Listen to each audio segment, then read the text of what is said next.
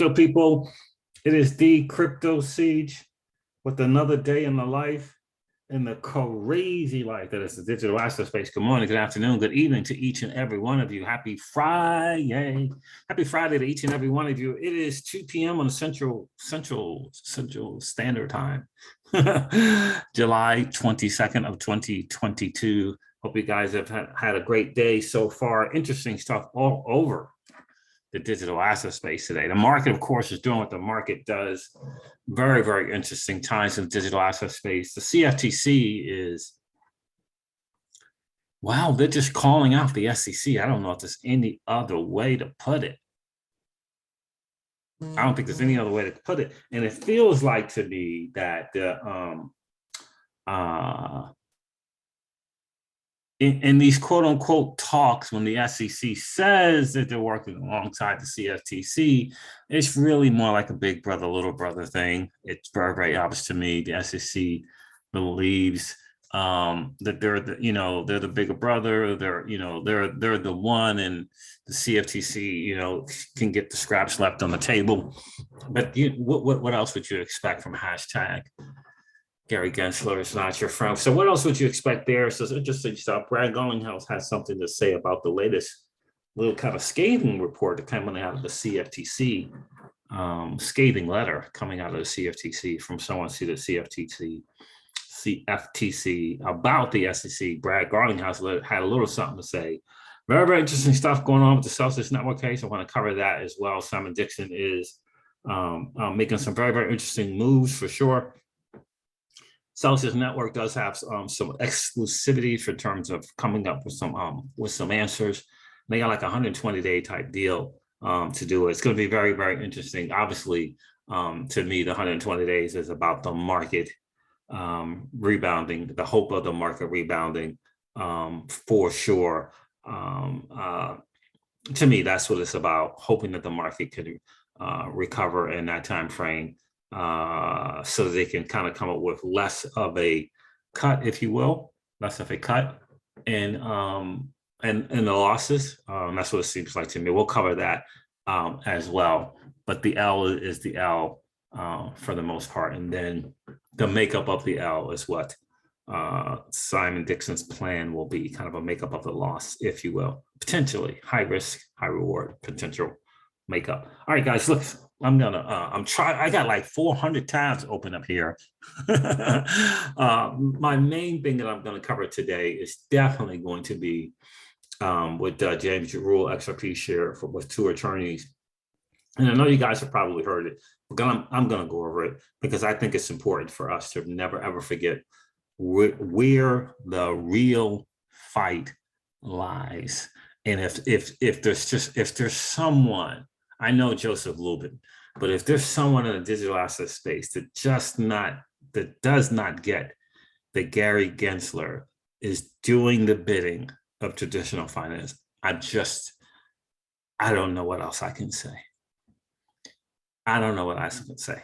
I say this on the channel all the time. They want you and I to war with one another to keep us distracted from the real deal, their real intention. That is, my friends, to take the space away from us and to try to hand it over to traditional finance, top 8 banks, Goldman Sachs, JP Morgan's of the world. Got to understand where the real fight is. Coinbase is beginning to learn it. Coinbase, man. We said on this channel time and time again that people should have been chomping at the bit. They should have ran, not walk, but run to the side in aid of Ripple when this lawsuit broke. We said it. Content creators in this community constantly saying they should have ran to the aid of Ripple. Unbelievable. Coinbase and what the now SEC is doing, scathing stuff, sneaky stuff. And that's what happens when you get a couple $1 billion extra in resources. You get all these other extra attorneys. New ideas come up. Well, how can we steal this market? How can we steal this market? You got to get the real deal, people. Got to get the real deal. How can we steal this market away from retail investors, regular average Joe and James, and turned it over to the likes of the banking regulators and the banks. You got to get the big real deal. All right, guys, listen, this is your XRP Ripple daily news in around 0 to 10 minutes. So let's do it. The market is doing what the market does. Let me refresh this. It's been a while. Of course, it takes me forever to do some research. Bitcoin dominance is at 40.3%. That's not a great number. The total cryptocurrency market cap is at 1.09 trillion. Interesting stuff. Bitcoin's at $23,042. Again, Ethereum is at $1,574. Again, XRP is at 36 cents again. And some double figure greens in the market. It's good to see that for the 7 days. Shout out to the swing traders out there. I am one of them, with guidance, of course. Ethereum, can someone tell me why Ethereum Classic is up 74 cents? No one in the comments has ever said anything about Ethereum Classic. What's going on there? What's the use case? Like, where is the ETC token being used? Who's on the blockchain? What's the speed? What's the cost? What are the fees? Tell me how can someone hop on the Ethereum Classic blockchain? I want to know. I want to know. Very, very interesting. So, some double figure greens, and interesting to see that there. So yeah, that's what it is. It is what it is. Nothing really significant to report. I hope that Elron one day is able to come out of this whole thing as a significant blockchain. I hope Kronos is able to do the same thing. I'm confident that Cosmos will be able to come out on the other side as a long-term player in this space. But there are some double figure greens, but this is swing trade stuff. Again, we are down. We are down over 2 trillion or about 2 trillion in the total cryptocurrency market cap. AMP still up 7 days, even though the SEC kind of backdoored Coinbase and says AMP is a security. Interesting stuff. What else is there to report here on this? Not much. Not much. As my mentor used to say, not much. Yeah, so that's it. Goodness gracious, that is it. Let me go over some stuff. Let me do this, go it this way. The legal advisor at Coinbase says, chief legal officer, not advisor, but the chief legal officer at Coinbase says Coinbase doesn't list securities, period, it says. We 100% disagree with the SEC's assertion that any of the crypto assets we list are securities. Coinbase has a rigorous process to analyze and review each digital asset before making it available on our exchange, a process that the SEC itself has reviewed. Now, John Deaton weighed in on that, as a matter of fact, and said, yep, that is true. Did I say that? I think I did. Yep, this is 100% accurate. Here's John Deaton. In fact, SEC's officials publicly complimented the Coinbase framework for ascertaining whether a digital asset is a security. Actually, what Coinbase did was take the SEC's unweighted framework and made it more stringent with weighted points for each factor.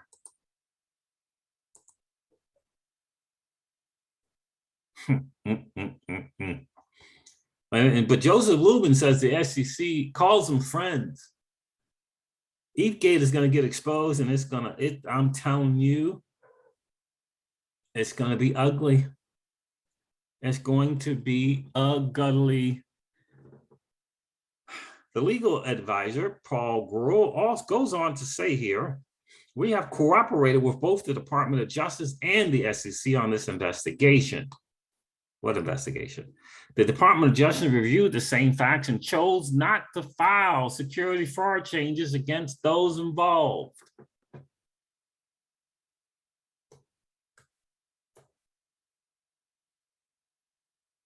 This is another example of regulation by enforcement on behalf of the SEC, which is not an effective or transparent approach to regulation.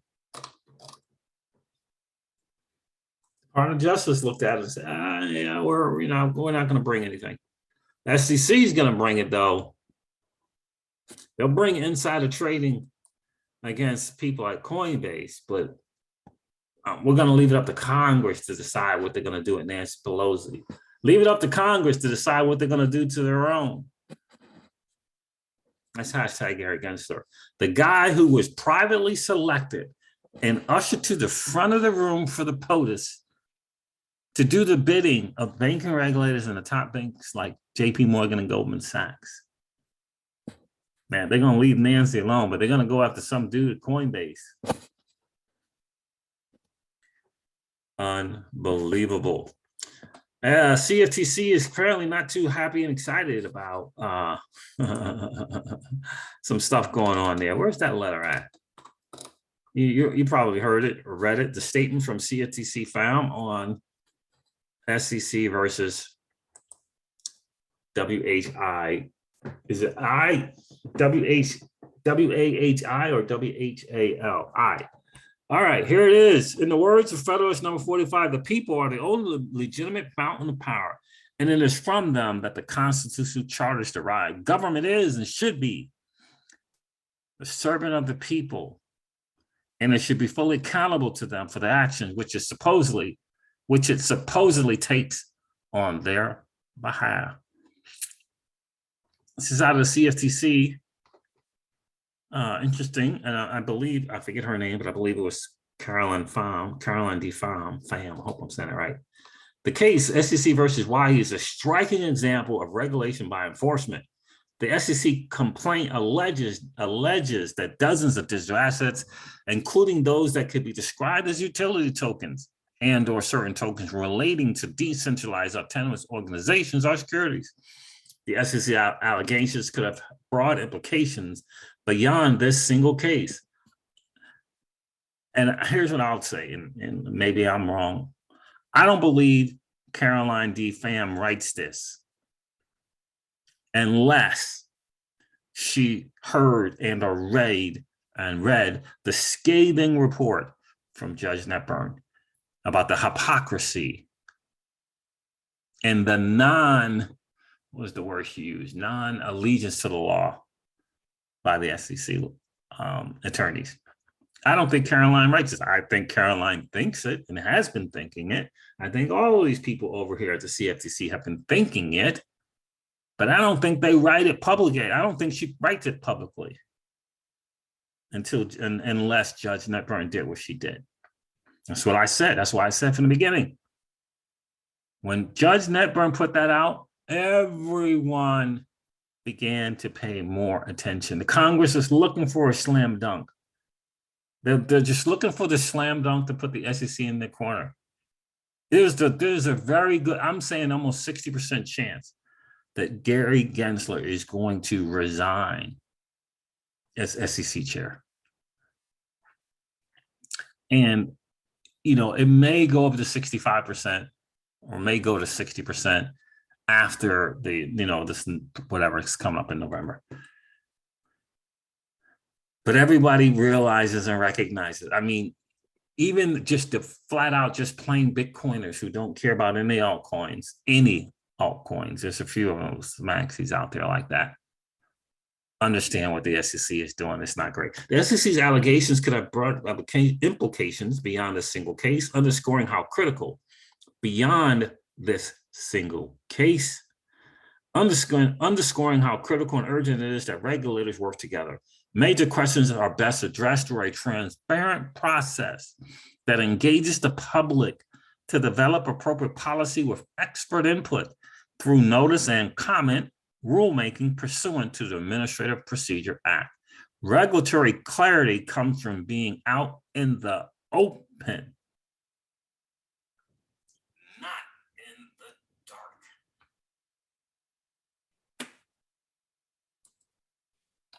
That, my friends, is a powerful statement, like Brad Garland now says.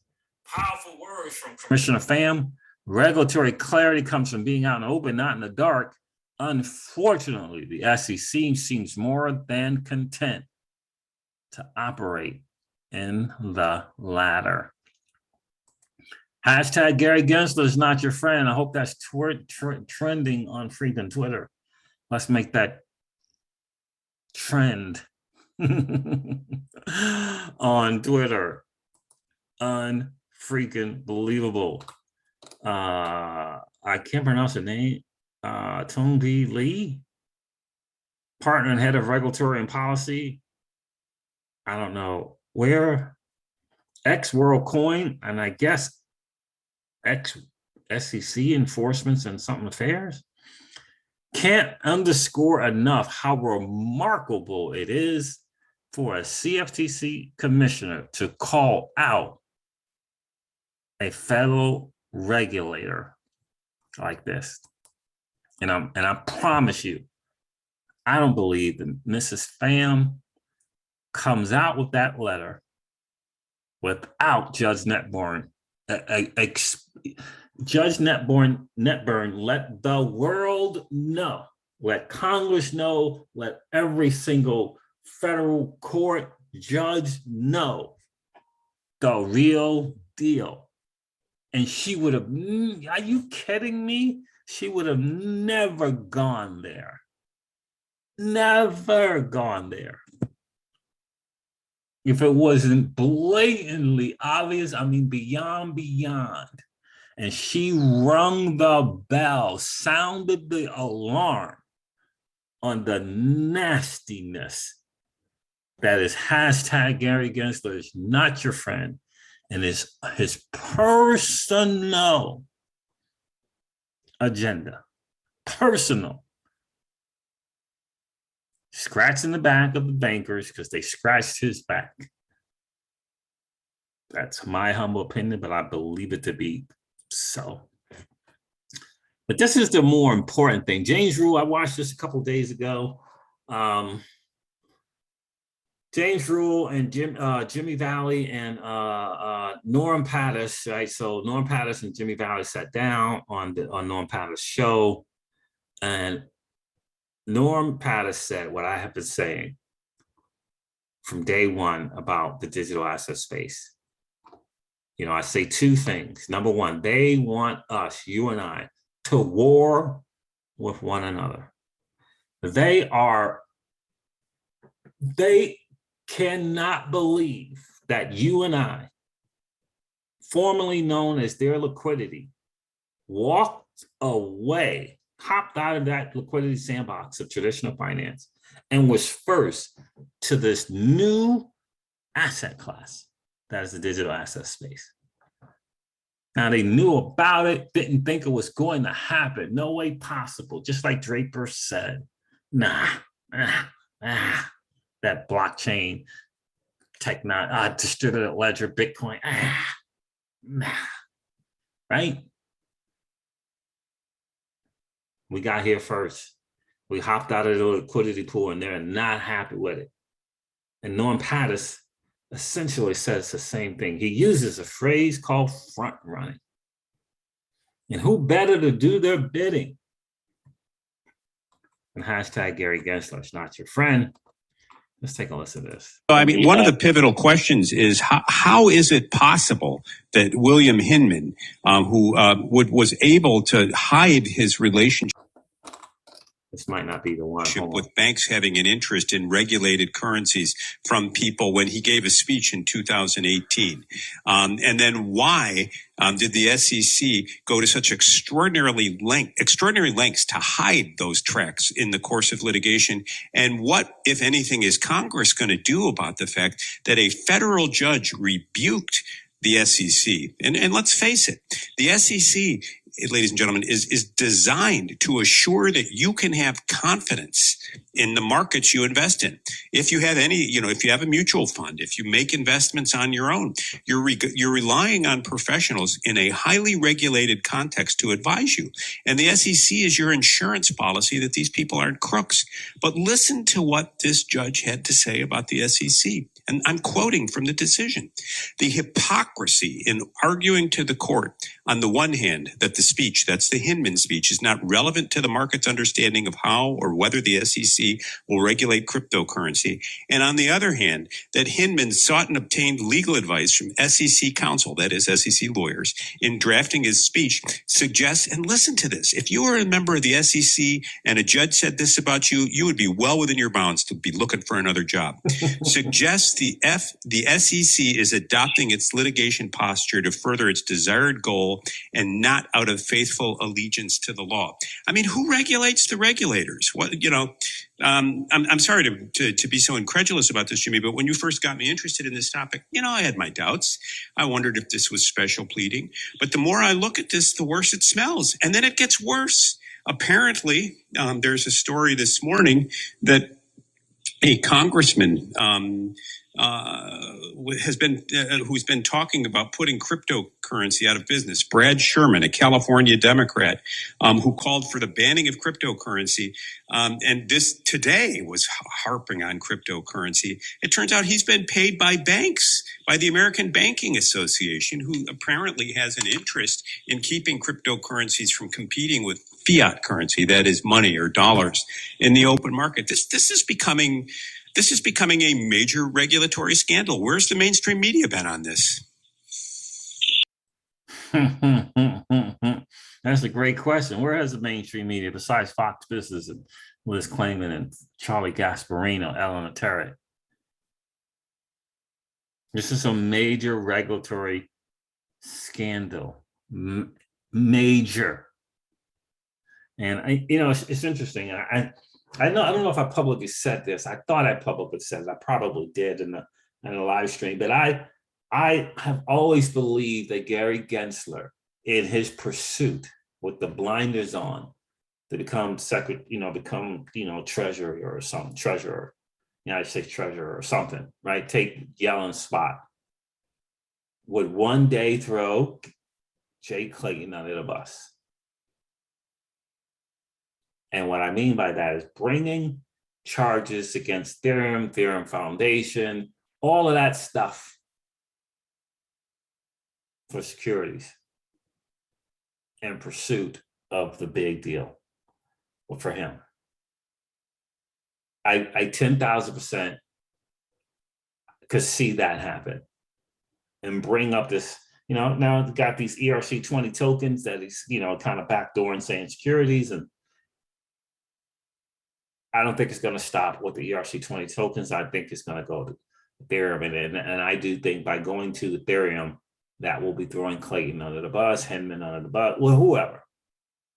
All for his own political aspiration. Let me see if it's... Well, except for Dr. Layton, who wrote that Forbes article that you were quoting from, and Eleanor Terrett and Charles Gasparino at Fox Business have been touching on the story a bit over the past 8 months or so. But it's, everyone's taking a very light touch because, I think the facts were still developing and it wasn't as clear as it has now become. Fortunately and thankfully, in the oversight hearing this morning, where the director of enforcement for the SEC was before a House Oversight Committee, we finally have started to get some questions about what's going on with this case. Warren Davidson, who's a representative from Ohio, asked in a hypothetical, is quite interesting. He asked in a hypothetical if directors of different divisions of the Securities and Exchange Commission are going out into the market and they're making statements about the way things should be regulated.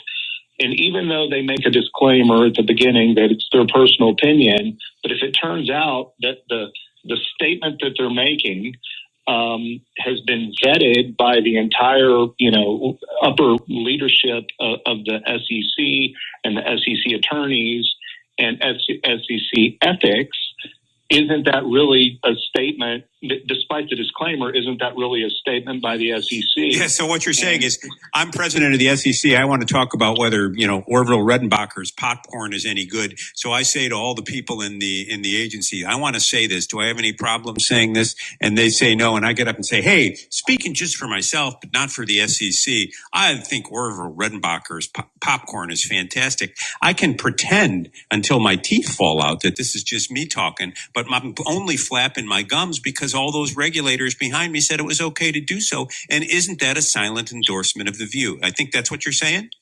That was essentially the question that Mr. Davidson was asking the director of enforcement, and the response was even more shocking. At first, of course, he said, I cannot comment on your fact pattern. Remember, no names were stated in this question to the director of enforcement. It was a hypothetical.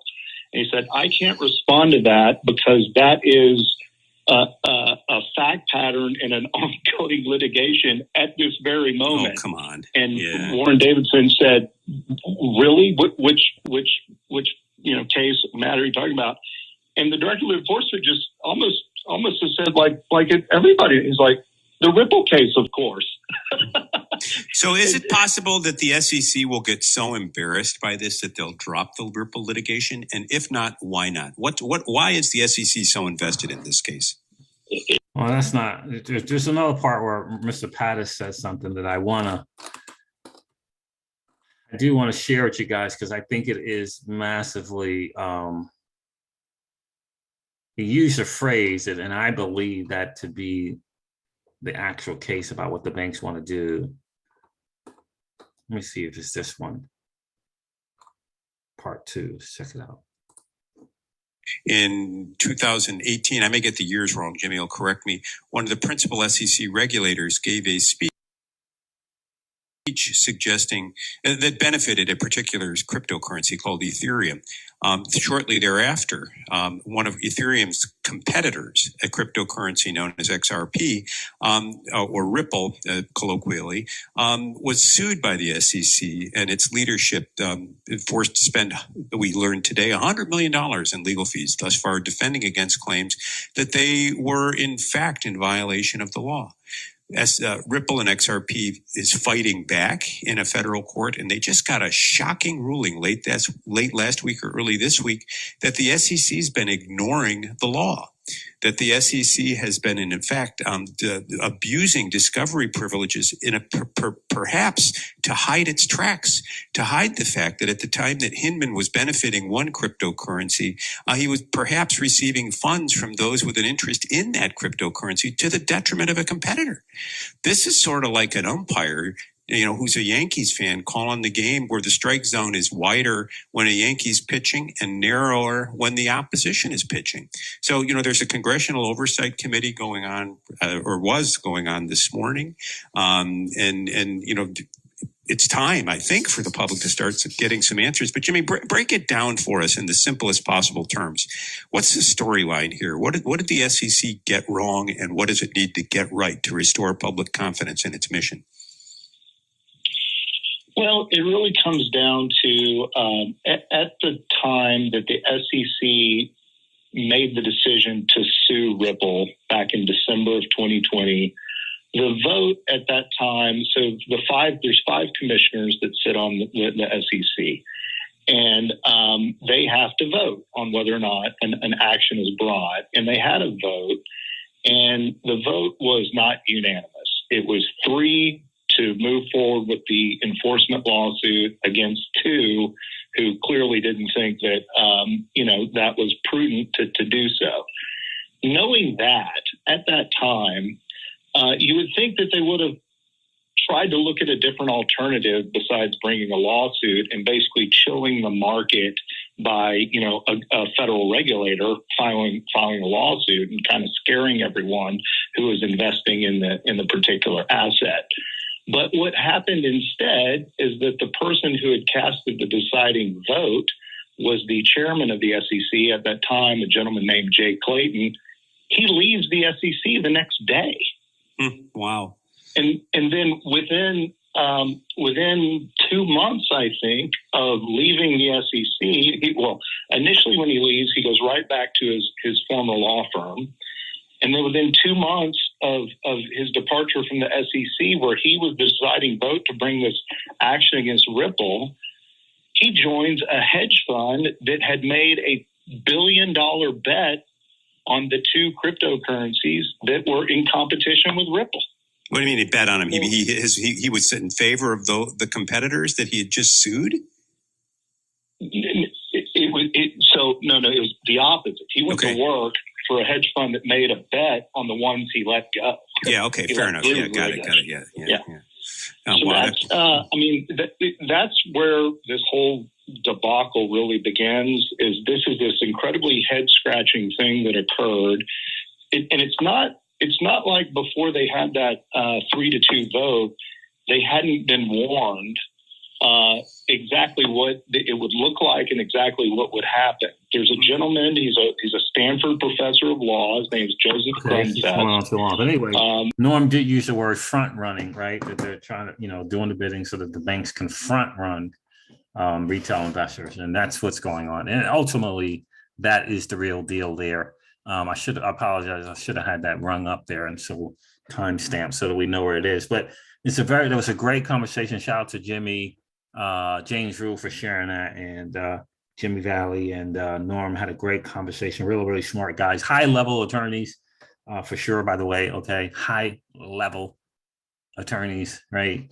And so it was a great conversation. But in the end, these high level guys, right? They play in a different space, and they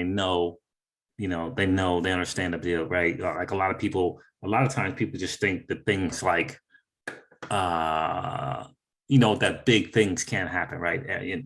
They can only believe what they see in the media, what they see on crypto Twitter or YouTube. But there's just a whole nother world that goes on, that takes place, that happens. And I promise you, ushering people to the front of the room has been going on for God knows how long by the powers that be. Usher them up to the front of the room for the POTUS. Yeah, that's our guy right there, right? It's been going on forever. And you can understand, I hope everyone understands now that hashtag Gary Gensler is not your friend is doing the bidding of traditional finance. And it's up to us in the digital asset space to recognize where, in my humble opinion, where the real war is taking place, where it's going on. That's the real war. It's not Bitcoin versus Ethereum versus XRP, researchers and content creators versus speculators. It's not, slow and steady goes XRP versus a price set of XRP. It's not any of that. It's not none of that. The real war is traditional finance against you and I. They're trying to wrangle, they want to keep that chain. They want to keep the foot on your throat to keep us in traditional finance and their traditional financial products. You got to get it. The digital asset space offers you and I freedom and our ability to choose our own money. Choose our own money. Safely store and secure our own money. To participate in DeFi or not participate. All of these different things, right? Next thing you know, they're going to be coming out to staking. The staking next. The staking next. I know crypto exchanges are on the list. Anyway, guys, listen, I'm going to end this video. This wraps up the XRP Ripple Daily News in around 0 to 10 minutes. I hope it's been of value to you. Do me a favor, hit the like button, hit the subscribe button, and ring the notification bell so that you know when we do go live. I appreciate each and every one of you. Never ever forget, guys, where the real fight lies. And I know it's hard sometimes. I almost went at my guy. I almost got on the hook. And almost warred on crypto Twitter with them. Almost fell for it. It's hard to do. They want us to war with one another. I won't fall for it. I hope you don't fall for it either. All right, guys, look, I'm going to end this video like I do all of my videos and remind you guys of this. hold money doesn't want you to win. They don't want us to win. They would rather that we remain a cog in their perpetual wheel of trading our time for dollars. They don't want us to play in the same playground that they play in, where we allow our money to work for us. This is our chance to win, guys. The digital asset space is our chance to win. We are in the midst of the greatest transfer of wealth in the history of man. Are you participating, or are you standing on the sidelines? Here's what I do know, that the battle for you has already been fought, and the victory is yours. Go get it.